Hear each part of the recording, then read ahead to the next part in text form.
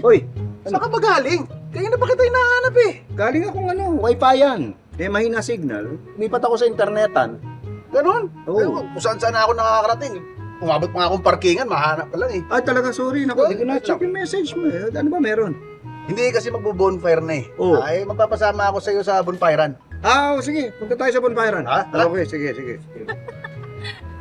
Para kayong sira. Kung ano-anong kalokohan yung pinagsasabi nyo, internetan, wifi-yan, parkingan, tapos meron pa kayong bonfirean. Ang weird! Ano weird dun? Ayun naman talaga tawag ko sa mga lugar na yun. Di ganun yun. Mga English words yun eh, tapos nilagyan nyo lang sa dulo ng an. Ganun naman talaga yun, di ba? Hindi ganun yun. Para kayong mga sira. Para kayong hindi nag-aral.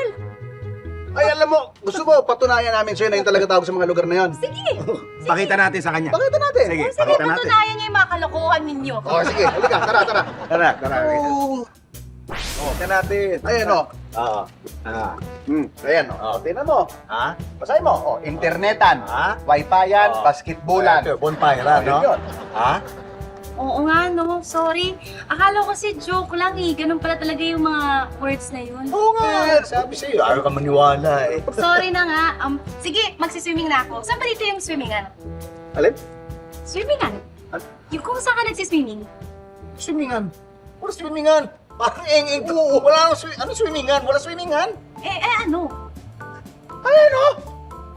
Beach. Simple, pinapahirapan pa. Swimingan. Beach nga.